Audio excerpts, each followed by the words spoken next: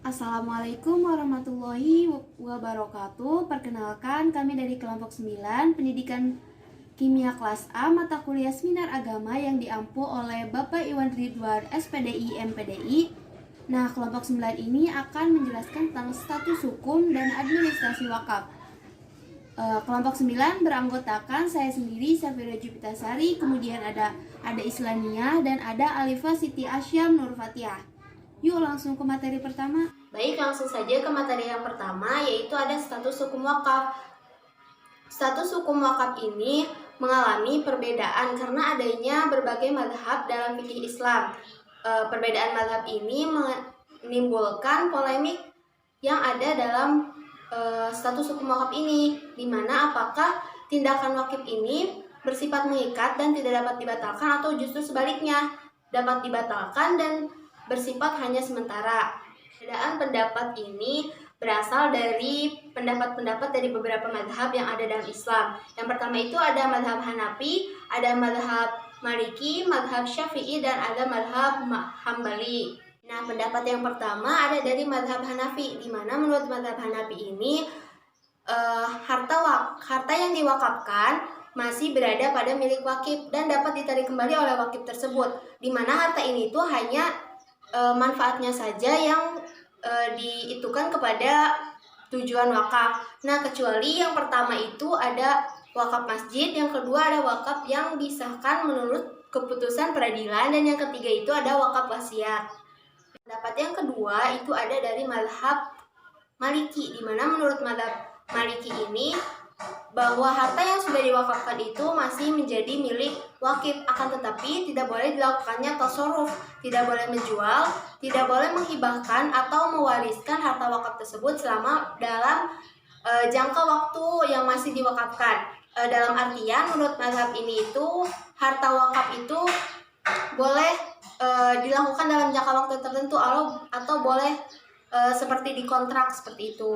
Yang ketiga itu ada dari mazhab Syafi'i, di mana menurut mazhab Syafi'i ini harta yang sudah diwakafkan itu terlepas kepemilikan dari wakifnya dan menjadi milik Allah Subhanahu wa taala selama-lamanya. Oleh karena itu, barang yang diwakafkan itu harus barang yang tahan lama dan tidak mudah rusak agar bisa bertahan lama dan bisa berkepanjangan. Keempat, ada pendapat dari mazhab Hambali, di mana menurut mazhab ini seseorang yang sudah melakukan wakaf, hartanya itu tidak dapat ditarik kembali dan terlepas dari kepemilikan wakifnya itu. Kemudian harta yang diwakafkan itu haruslah tahan lama dan dapat dijual, meskipun setelah diwakafkan barang tersebut tidak boleh dijual. Ini kan sudah dijelaskan bahwasanya harta yang diwakafkan itu harus bersifat tahan lama dan tidak mudah rusak. Namun, jika terjadi kerusakan, dimungkinkan adanya ibdal atau penukaran dan istibdal ataupun pergantian. Namun, ibdal dan istibdal ini kembali adanya polemik dari beberapa mazhab mengenai pendapat tentang penggantian barang yang sudah diwakafkan. Pendapat yang pertama dari mazhab Hanafi. Mazhab Hanafi memperbolehkan adanya ibdal dan istibdal. Ulama mazhab Hanafi mengukakan tidak bentuk, yaitu yang pertama, apabila wakif mensyaratkan bahwa ia akan mengganti harta wakaf itu dengan tanah. Yang kedua, apabila wakif tidak mensyaratkan apapun dan harta wakaf itu tidak dapat dimanfaatkan lagi hasilnya, maka boleh diganti dengan persetujuan penguasa.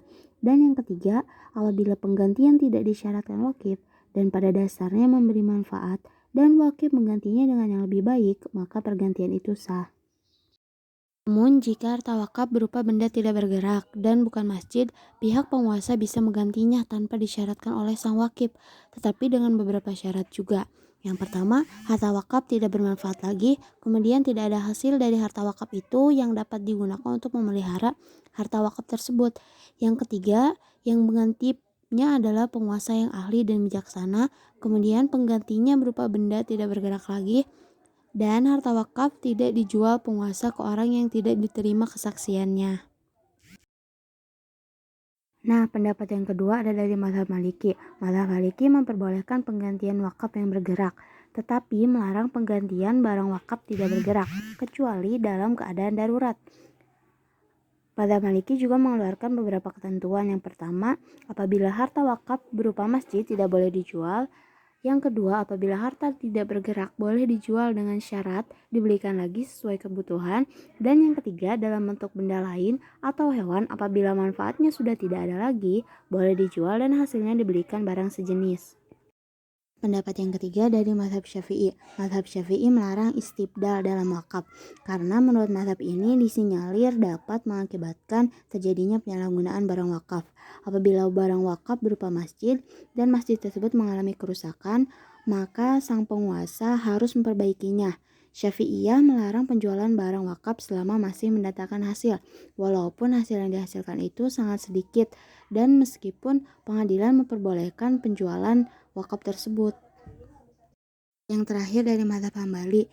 Dalam wakaf, mazhab Hambali tidak membeda-bedakan apakah wakaf itu barang bergerak ataupun barang tidak bergerak. Mazhab Hambali mengemukakan 4 pendapat, yaitu apabila manfaat harta telah hilang dan tidak ada biaya untuk memperbaikinya, maka boleh dijual. Yang kedua, apabila harta sudah dijual, maka hasilnya boleh dibelikan apa saja yang bermanfaat. Yang ketiga, apabila manfaat harta masih bisa dimanfaatkan sebagian, maka tidak boleh dijual. Dan yang terakhir, tidak boleh memindahkan masjid dan menukarnya dengan yang lain, kecuali masjid sudah tidak bermanfaat lagi.